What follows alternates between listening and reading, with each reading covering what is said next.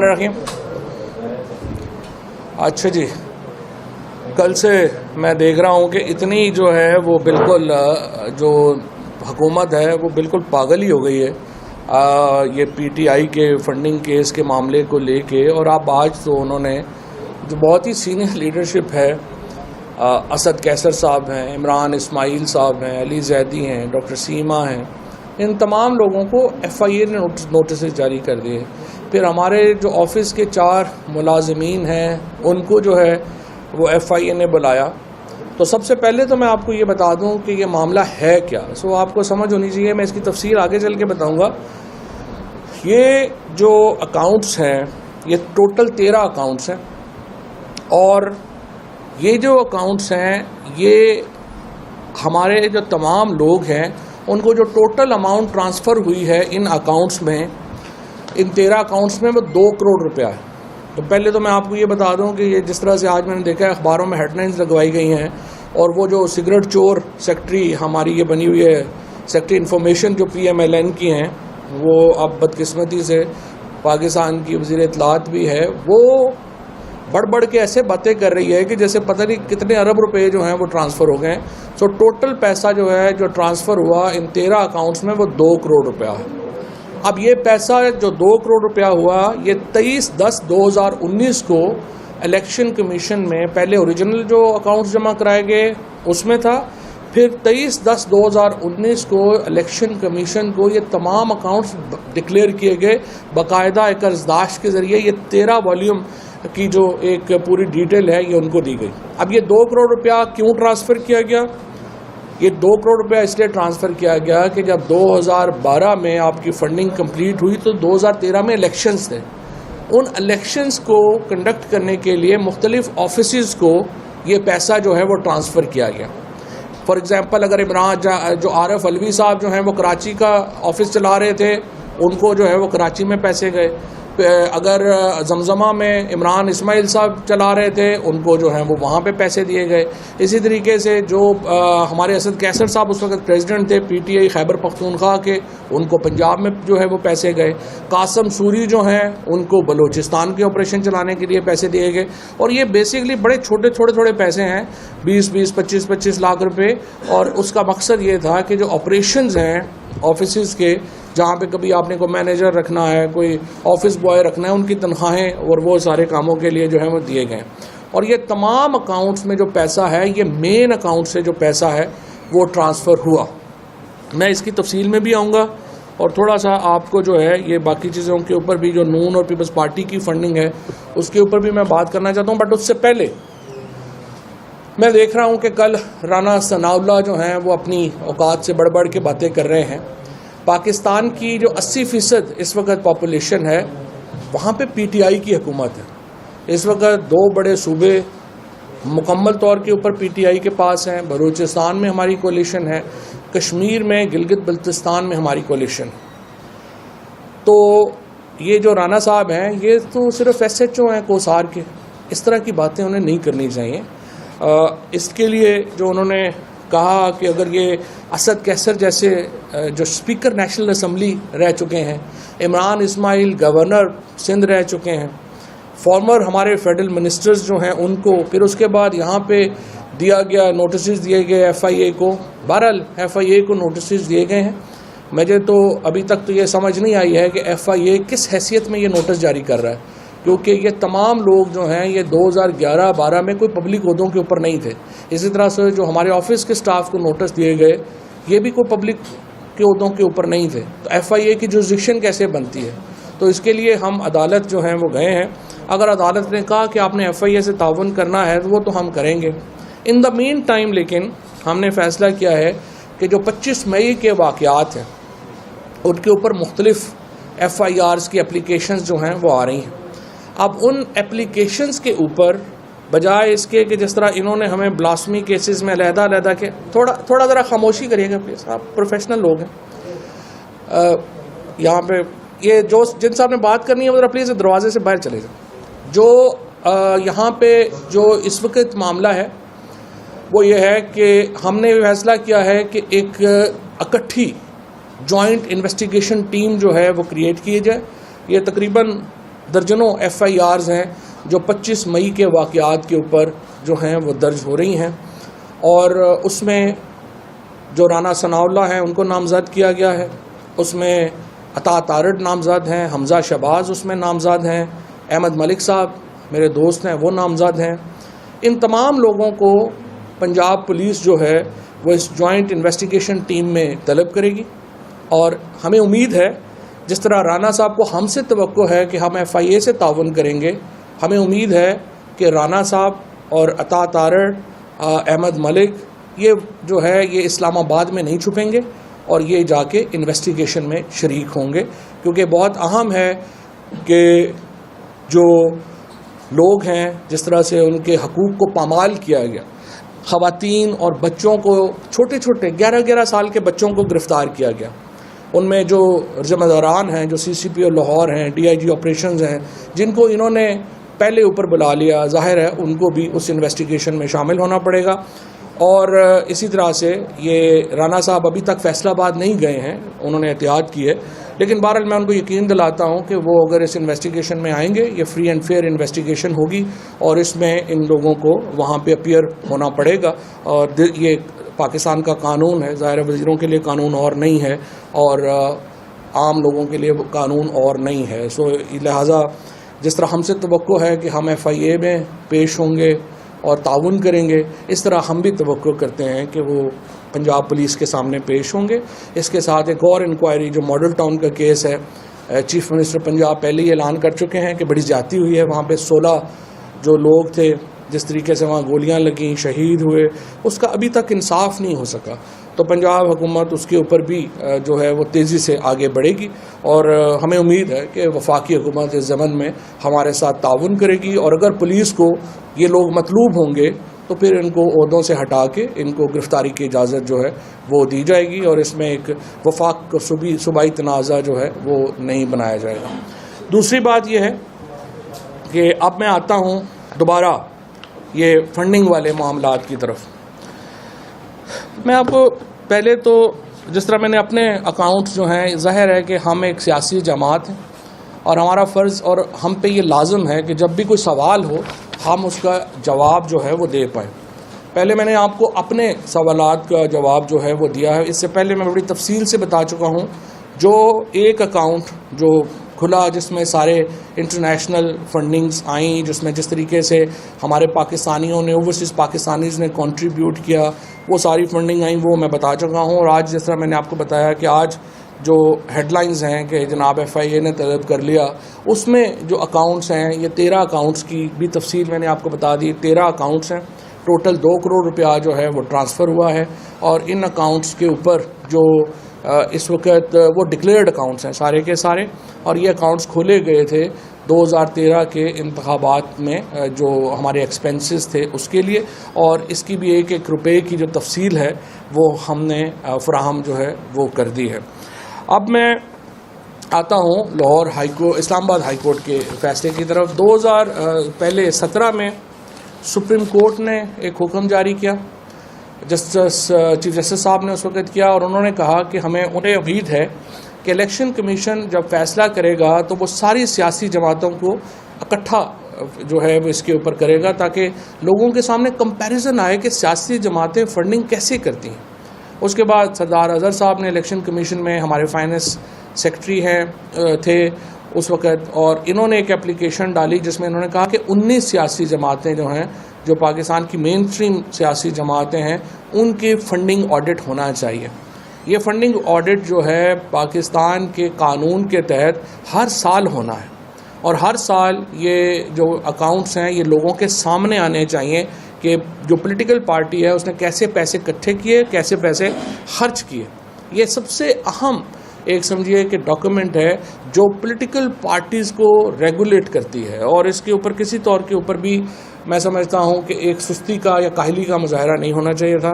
लेकिन सवाए PTI के हम देख रहे हैं कि इलेक्शन कमीशन वैसे तो 11-11 बजे रात खुलता है लोगों को मवाद देने के लिए PTI के ख़िलाफ़, लेकिन ये तो एक सब्सिडरी बन गया है इस वक्त PDM की, और वो रात को सेक्रेटरी साहब भी तशरीफ़ लाते हैं, बाकी भी आते हैं, और वो इस तरह अफसर जो हैं वो कर रहे हैं। लेकिन अगर वो नहीं कर रहे, पहले इन्होंने 1,15,000 वोटर जो था उसको मुर्दा डिक्लेयर कर दिया, फिर कल जो है वो ज़िंदा हो गया। तो इससे आप अंदाज़ा लगा लें कि इलेक्शन कमीशन ना सिर्फ ये कि जानबदार है, ना सिर्फ ये कि ये मिला हुआ है, बल्कि इंतहाई नाअहल लोगों पर भी मुश्तमिल है।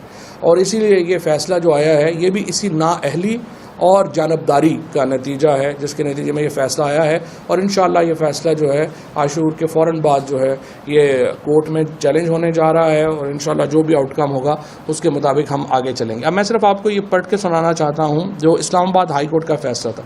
Nonetheless, the Commission is empowered to regulate its own proceedings, and while doing so, it is expected that the proceedings against all the political parties, including the appellant, will be completed with due diligence.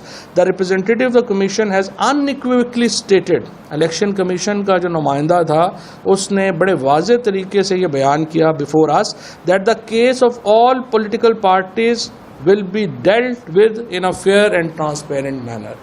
Election commission के सामने उसने ये कहा कि तमाम सियासी जमातों के केसेस जो हैं वो हम करेंगे, लेकिन जब बारी आई तो उन्होंने अपनी ही जो कमिटमेंट थी कोर्ट के साथ उसको वायलेट किया, और अब तक जो है वो ये फ़ैसला नहीं किया। लिहाजा हम अब इंशाअल्लाह ये पिटीशन खुद को फाइल कर रहे हैं कि 15 दिन के अंदर पीपल्स पार्टी और नून लीग, क्योंकि इनकी स्क्रूटनी हो चुकी है, इनके जो अकाउंट्स हैं उनको तो फौरी तौर के ऊपर 15 दिन में डिसाइड किया जाए, और बाकी जमातें जैसे JUI है जिसको फजलुर रहमान साहब ने कहा कि मुझे तो पता ही नहीं कैसी पार्टी चलती है, हम तो गैबी इमदाद पे चल रहे हैं। तो गैबी नहीं मौलाना साहब, आप सैफुल इस्लाम की इमदाद पे चल रहे थे। और जो एक नेशनल असम्बली का सेशन है जो कि जिसमें ये बात जो है वो हसास इदारों ने भी बताई थी कि किस तरह से आपको जो फंडिंग है वो कहाँ से मिल रही है, जिसके बाद आप उस इजलास में खड़े नहीं हो सके थे। और उसके बाद आज भी सैफुल इस्लाम का जो तख्ती है वो आपके हेड ऑफिस के ऊपर जो है वो लगी हुई है। अच्छा जी, अब ये तो थे PTI के अकाउंट्स। अब मैं आपको थोड़ा सारा चाहते तो हम ये पूरी डिटेल आपको अकाउंट्स की जो है वो तो बुध को देंगे, जो इनकी पीपल्स पार्टी और नून की है, लेकिन वो खैर दोबारा दे देंगे। लेकिन अभी भी मैं आपको बताता हूँ। पहली बात तो ये है, पहले मैं आ रहा हूँ PMLN की तरफ। PMLN का अकाउंट जो है, पहली बात तो ये है कि वो ऑडिटेड ही नहीं है। वो किस सेंस में ऑडिटेड नहीं है कि वो एक इसहाक डार साहब का पर्सनल मुंशी है कोई, जिसने उसको साइन किया है, और जो ऑडिटर्स इन्होंने क्लेम किए हैं वो QCR रेटेड ही नहीं है, यानी क्वालिटी कंट्रोल रेटिंग ही उनकी अवेलेबल नहीं है। और असूली तौर के ऊपर इलेक्शन कमीशन का जो अपना लॉ है उसके तहत जो ऑडिटर है उसको QCR रेटेड होना चाहिए। सोर्सेज, जो फंड्स के जो सोर्स हैं वो अवेलेबल ही नहीं है, उनका पता ही नहीं है वो सोर्स कहाँ से आए।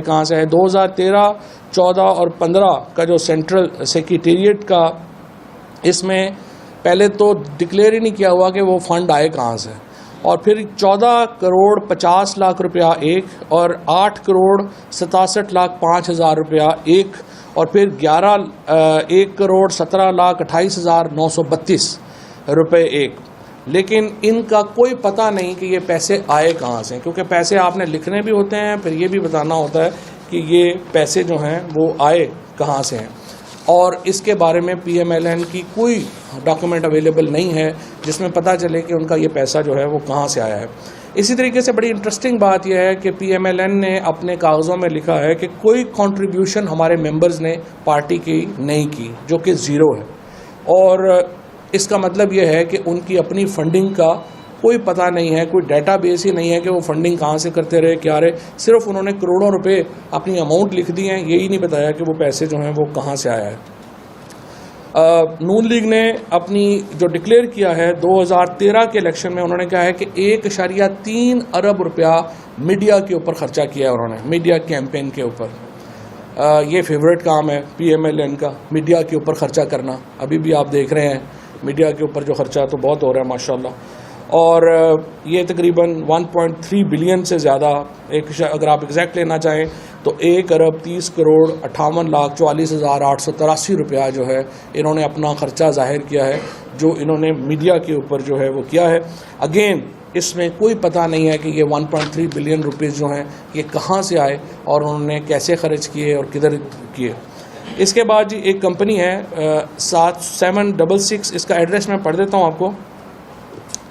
ये 766 रैमफोर्ड रोड लंदन यूके, इसका जो पोस्ट कोड है वो E12E126BU है। ये एक फॉरेन कंपनी है जो कि रजिस्टर करवाई नून लीग ने अपनी फंडिंग के लिए, और उसके बाद इस LLC का भी कोई रिकॉर्ड मौजूद नहीं है।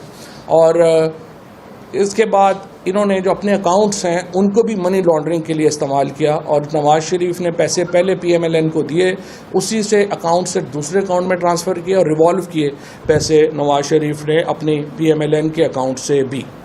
और ये वो केस है जिसका हम इंतज़ार कर रहे हैं कि इलेक्शन कमीशन सुने और फैसला दे, हमें बताए कि नून लीग के पास ये अरबों रुपए कहाँ से आए थे, उन्होंने खर्च कैसे किए थे, ऑडिटर कौन था। जिस तरह PTI ने एक एक रुपए का हिसाब दिया है, PMLN जो है उसको हम चाहते हैं कि वो भी आगे आए और अपना हिसाब दें।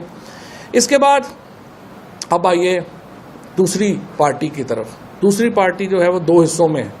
एक पाकिस्तान पीपल्स पार्टी है जिसके सरबराह जनाब आसिफ जरदारी साहब हैं, और एक पाकिस्तान पीपल्स पार्टी पार्लियामेंटेरियन है जिसके सरबराह बिलावल भुट्टो है। पाकिस्तान पीपल्स पार्टी ने तो बड़ा ही दिलचस्प जवाब लिखा है। उन्होंने लिखा जी कि हमें तो पैसे जो हैं वो पार्लियामेंटेरियन ने दिए हैं। जरदारी साहब ने कहा कि हमें तो पैसे पार्लियामेंटेरियन ने दिए। नाउ अंडर द लॉ एक पॉलिटिकल पार्टी दूसरी पॉलिटिकल पार्टी को फंड कर ही नहीं सकती। सो पता नहीं इलेक्शन कमीशन ने इसको कैसे जो है ये असूल जो है वो एक्सेप्ट कर लिया। लेकिन यहाँ से भी आगे चलिए, ये इसमें और बड़ी मज़ेदार जो हैं वो कहानियाँ हैं। 41 करोड़ 47,27,27,779 ये ओपनिंग फंड अकाउंट है 41 करोड़ रुपए का 2011 में पीपल्स पार्टी का। लेकिन ओपनिंग अकाउंट का सोर्स नहीं बताया गया कि इतना पैसा जो आया था वो कहाँ से आया था, और ऑडिटेड भी नहीं है। और अगेन इसके ऑडिटर जो हैं वो मौजूद भी नहीं हैं। इसी तरीके से जो पार्टी लीडर है उसका सर्टिफिकेट ही मौजूद नहीं है। इन्होंने जनरल सेक्रेटरी को कहा कि आप सर्टिफिकेट दे दें, हालांकि under the law party leader ने सर्टिफिकेट देना है, और इसमें उन्होंने अपना जो है वो सर्टिफिकेट ही जो है वो नहीं लगाया। इसके बाद एक और भी इंटरेस्टिंग चीज़ है कि इन्होंने जो पीपल्स पार्टी ने जो अपने एक्सपेंस जाहिर किए वो 2 करोड़ 56 लाख, 3 करोड़ 64 लाख, 3 करोड़ 55 लाख अपने एक्सपेंसेस जो हैं वो इन्होंने शो किए। लेकिन ये एक्सपेंसेस कहाँ किए, कैसे किए, इसकी भी कोई जो तफसील है वो अकाउंट्स में मौजूद नहीं है, जो कि सेक्शन 6 सब सेक्शन 3 की जो है वो क्लियर वायलेशन है। टोटल पैसा जो ओपनिंग था वो 41 करोड़ 42 लाख है। फिर जो एक्सपेंस शो किए हैं इन्होंने वो शो किए हैं कि 2013 में 2 करोड़ 56 लाख, 2014 में 3 करोड़ 64 लाख, और 2015 में 3 करोड़ 55 लाख जो एक्सपेंस हैं वो पीपल्स पार्टी ने जो है वो शो किए हैं। मैं ये सारी जो डॉक्यूमेंट्स हैं आपको व्हाट्सएप भी कर दूंगा ताकि आप लोगों को फिगर्स जो हैं वो सही जो है वो मिल सकें। अच्छा जी, इसके बाद 232 मिलियन का एक्सपेंस जाहिर किया पीपल्स पार्टी ने अपनी इलेक्शन कैंपेन का। इन्होंने कहा जी हमारा तो 232 मिलियन रुपया लग गया है इलेक्शन कैंपेन के ऊपर, और उसके ऊपर ये था कि ये जो एक्सपेंस हैं ये पीपल्स पार्टी की मैं बात कर रहा हूँ, पीपल्स पार्टी ने तो इलेक्शन ही नहीं लड़ा था, तो 232 मिलियन जो हैं वो कैसे उनके इलेक्शन खर्च हो गए। इलेक्शन तो पीपल्स पार्टी पार्लियामेंटेरियन ने जो है वो कंटेस्ट किया था। अच्छा, इसके बाद एक और मैं आपको बताऊं कि मिसलिनियस डिसबर्समेंट है अकाउंट की, वो 51 करोड़ 22,08,536 रुपए की जो है ये मिसलिनियस डिसबर्समेंट है। और दूसरी डिसबर्समेंट जो है वो 47 करोड़ और 54 लाख की है। ये अकाउंट्स भी पीपल्स पार्टी का आने का भी नहीं पता, जाने का भी नहीं पता। जरदारी साहब हैं माशाल्लाह, उनके आने का भी नहीं पता चलता, जाने का भी नहीं पता चलता। इस तरह उनके पैसे कहाँ से आए ये भी नहीं पता चलता, वो पैसे लगा कहाँ रहे हैं ये पता चलता है सिंध हाउस वगैरह में। बहरहाल ये आपके सामने है। इसी तरह से कोई डिक्लेरेशन मौजूद नहीं है, कुछ नहीं है। एक और इंटरेस्टिंग है, पीपल्स पार्टी ने अपनी एक LLC रजिस्टर कराई अमेरिका में, और वहाँ पे फंड्स कलेक्ट हुए। जिस तरह ये LLC ही आप कराते हैं और वही अपना फ़ंड कलेक्ट करती है, जिस तरह PTI ने कराई। फ़र्क ये है कि पीपल्स पार्टी ने जो LLC अपनी बनाई उसका कोई रिकॉर्ड पाकिस्तान में अवेलेबल नहीं, और वो अकाउंट्स जो थे वहाँ पे हुसैन हकानी साहब मैनेज कर रहे थे, और बाद में ये अकाउंट जो था, जो LLC अमेरिका में अकाउंट खोला गया, पाकिस्तान की एम्बेसी के अंदर फंक्शन हुए और इन्होंने तमाम वहाँ पे जो हुसैन हक्कानी साहब ने इसको मैनेज किया और लोगों ने इसको जो है वो मैनेज किया और वहाँ पे करोड़ों रुपए जो हैं वो इकट्ठे हुए, लेकिन वो पैसा पीपल्स पार्टी के अकाउंट में नहीं आया, वो पैसा आसिफ जरदारी साहब के अपने अकाउंट में चला गया और उसके बाद से उस अकाउंट का कुछ पता नहीं किया, ना डिक्लेयर किया। LLC डिक्लेयर्ड है, पैसे किधर गए, कैसे गए, कहाँ आए से गए, उसका जो है वो कोई अता पता नहीं। अब देखिए, अब हमारा PTI का तो चले आ गया, हमने बता दिया जो हमारे पास रिकॉर्ड है, हर चीज़ है, एक एक रुपए का हिसाब जो है वो हमने आपके सामने जो है वो रख दिया। ये जो FIA को उन्होंने मूव किया, 2 करोड़ रुपए के अकाउंट्स हैं, 13 अकाउंट्स हैं, वो भी हमने एक्सप्लेन कर दिए हैं और इलेक्शन कमीशन के सामने भी एक्सप्लेन कर दिए हैं। अब हम कोर्ट में हम समझते हैं FIA की जुरिस्डिक्शन नहीं है, अगर हुई तो वहाँ पे भी दे देंगे, वो मसला नहीं है। लेकिन असल बात यह है कि इलेक्शन कमीशन नून लीग और पीपल्स पार्टी को क्यों बचा रहा है, जमीयत उलमा इस्लाम को क्यों बचा रहा है, TLP के अकाउंट्स किधर हैं, ये वो सारे मामलात हैं जिसकी वजह से इलेक्शन कमीशन की पहले भी कोई इज्जत नहीं है, लेकिन अब तो बिल्कुल ही नहीं रही है। क्योंकि अगर उन्होंने ये फैसले नहीं किए तो उससे वैसे तो मुझे लगता है उन्हें अपने साख की परवाह भी नहीं है, लेकिन बाहर फिर भी जो थोड़ा बहुत है आइन के तहत उनको चाहिए कि इस पर मूव करें और 15 दिनों के अंदर पीपल्स पार्टी और PMLN की ये स्क्रूटनी कमेटी जो है वो मुकम्मल कर चुकी है अपना काम, उन्हें उसके ऊपर जो है वो फैसला देना चाहिए।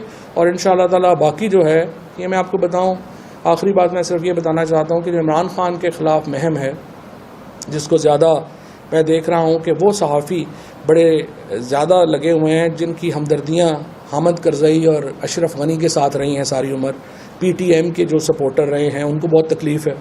उसके बाद बलोच सेपरेटिस्ट जो BLA के लोग हैं उनको बड़ी इमरान खान से तकलीफ़ है। ये वो लोग हैं जिन्होंने, और फिर इनके साथ अब मिल गई है जमीयत वाले, और ये पार्टी और नून जो है वो इनको ज़ाहिर है वो तो बाकी तो काम नून नहीं करना होता और पीपल्स पार्टी ने करना होता है। ये बेचारे तो जो हैं वो पैसे लेना जानते हैं, खर्चना नहीं जानते। तो वो लोग जो हैं वो ये मुहिम बनाना चाह रहे हैं कि जी इमरान खान को किस माई के लाल में ज़रूरत है कि इमरान खान को डिस्क्वालीफाई करें। इमरान खान के बगैर पाकिस्तान की सियासत क्या है, ये तो 1 वर्सेस रेस्ट है। इमरान खान है और मुकाबले में ये सारे जोकर इकट्ठे हुए हैं। तो क्या पाकिस्तान में आप 1 पार्टी सिस्टम बनाना चाहते हैं? अगर पाकिस्तान के अंदर जमहूरियत है तो इमरान खान से मुकाबला करना पड़ेगा। इलेक्शन सिर्फ आप इसलिए नहीं करा रहे कि आप समझते हैं कि आज इमरान खान के साथ मुकाबला होगा, वो 2/3 मेजॉरिटी जीत जाएगा। ये तो कोई बात ना हुई कि आप इसलिए इलेक्शन ना कराएं कि इमरान खान इलेक्शन जीत रहा है इसलिए हम इलेक्शन नहीं करा रहे, विकेटें उठा के भाग जाओ। ये तो इस वक्त जो एटीट्यूड है हुकूमत का वो यही है। लेकिन बहरहाल इंशाअल्लाह हमने जिस तरह से अब अपनी आखिरी मरहले की तैयारी कर ली है, जो जलसा है वो 13 अगस्त को इंशाअल्लाह एक तारीखी जलसा होगा और उसके अंदर हम अपनी जो अगला लाएअमल है वो दे देंगे और हुकूमत को हम इलेक्शंस से, इंतखाबात से भागने नहीं देंगे। पाकिस्तान एक जमहूरी मुल्क है, मिडिल क्लास की एक बहुत बड़ी राइज़ है इस वक्त इमरान खान के साथ, और इंशाअल्लाह ताला और ये जो कुछ लोग जो शहीदों के ऊपर सियासत कर रहे हैं, मैं देख रहा हूँ कल से इस मुल्क में सबसे घटिया रकीक हमले अगर फ़ौज के ऊपर किसी ने किए हैं तो वो ख्वाजा आसिफ ने किए हैं, जो पाकिस्तान का डिफेंस मिनिस्टर बन के बैठा हुआ है। और अगर शहीदों का पता करना है तो हम JLM के लोग हैं, ये जो हम पोठोहार के लोग हैं, हमसे ज़्यादा क्या पता है शहीदों का। हमने तो अपने बच्चों को हर रोज़ जो है वो हम दफन करते हैं, हमसे ज़्यादा दुख किसको है। ये इसलिए इस तरह की घटिया बातें आप ना किया करें।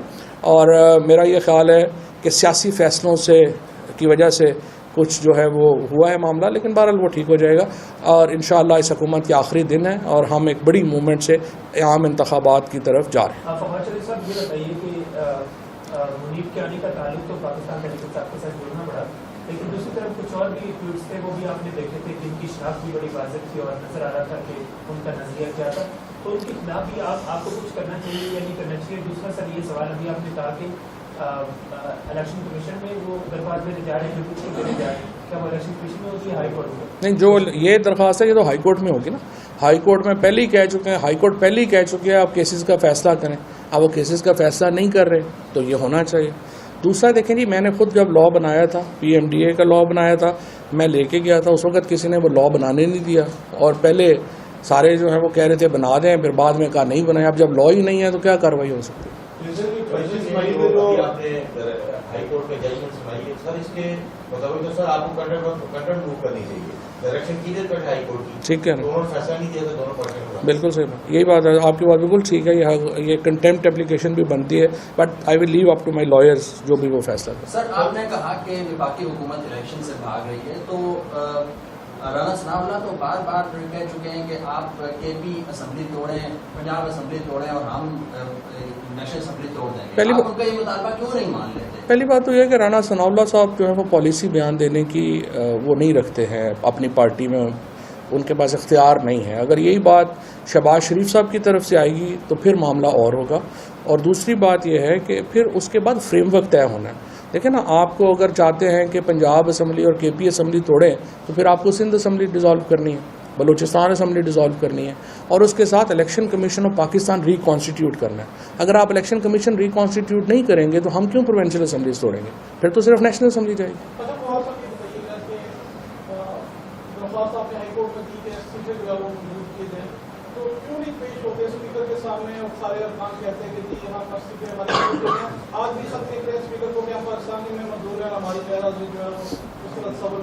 देखिए, पहली बात तो यह है कि हमारा मानना ये है, हमारी ग्राउंड ये है कि हमारे इस्तीफे ऑलरेडी कासिम सूरी एक्सेप्ट कर चुके हैं, और जो मौजूदा स्पीकर हैं उनके पास कोई इख्तियार नहीं है कि वो पिछले स्पीकर के फैसले पे नज़रसानी करें। लिहाजा इनके सामने अपीयर होना ना अपीयर होना, हम नहीं अपीयर हो सकते, हम मेंबर ही नहीं हैं, हम अपीयर कैसे हों? सो जब वो पिछले स्पीकर मंजूर कर चुके हैं तो इसलिए हम इनके सामने अपीयर नहीं हो सकते। आपने कहा कि हम लोग मतलब खान साहब सिंधी इलेक्शन में 9 सीटों से इलेक्शन लड़ेंगे, तो इस्तीफा क्यों? ये जो सीटों पे इलेक्शन है ये क्यों करा रहे हैं? 9 सीटों पे क्यों इलेक्शन करा रही है हुकूमत? हुकूमत ये चाह रही है कि ये एक पॉलिटिकल चाल कि हम MKM वालों से, वो MKM से तंग हैं, वो BAP से तंग हैं, वो अपने अलाइज से तंग हैं। वो चाहते हैं कि हम 2-2, 3-3 सीटें करके तो हम अक्सरियत ले लें और हम इन तमाम लोगों से हमारी जान छूट जाए। तो ये एक पॉलिटिकल उनकी चाल है, हमने नैले पे धल्ला मारा है। अब इस पे ऊपर हो सर, 2 छोटे सवाल। पहला सवाल ये है कि आज़म वज़ीर तारक साहब ने उस दिन सैंड में ये कहा है, ओपन स्टेटमेंट पब्लिक में ये कहा है, पाकिस्तान में तहरीक इंसाफ के पार्लियामेंट उन्होंने मराहत और तमाम अभी तक ले रहे हैं इस्तीफे देने के बावजूद, जो उनकी बात की एक दूसरा जो इस वक्त मुल्क में हालात बने हुए हैं, इलेक्शन कमीशन और PTI का मामले सामने आपके खिलाफ फैसला भी आ गया है, कहीं से कोई अप्रोच हुई है जो ताकतवर हल्के हैं वहाँ से कि किसी बात पे पहुँच के फिर आगे इलेक्शन करवाया जाएगा, नेशनल डायलॉग की तरफ? ताकतवर हल्का अब अवाम ही है, सो अवाम ही ये फैसला करेंगे। दूसरी बात यह है कि जो आपने कहा आज़म तारड़ साहब जो है वो कह रहे हैं कि मुराद लेने हैं, मुझे तो तनख्वाह नहीं मिल रही। सो मुझे उम्मीद है आज़म तारड़ पहले जो है वो मुझे तनख्वाह जो है वो पूरी करवाएं, ताकि फिर उसके बाद ये बात जो है वो करें। सर 25 मई पे जो आप कह रहे हैं कि वो जो वाक़यात हैं उनको दोबारा जेल की बनाई जाएगी? जी नहीं, बनाई जा रही है, बनाई जा रही है। ये तो होम डिपार्टमेंट और होम मिनिस्टर जो हाशिम डोगर है वो डिसाइड करेंगे। सर ये विजिबल होगा जो अपने ही पुलिस अफसरान को वो इन्वेस्टिगेट? क्यों नहीं, रोज़ाना पुलिस वाले जेल जाते हैं, कोई नई बात। लेकिन इस दफ़ा फ़र्क यह है कि इस दफ़ा इंटीरियर मिनिस्टर जेल जा सकता है, ये एक इंटरेस्टिंग बात है।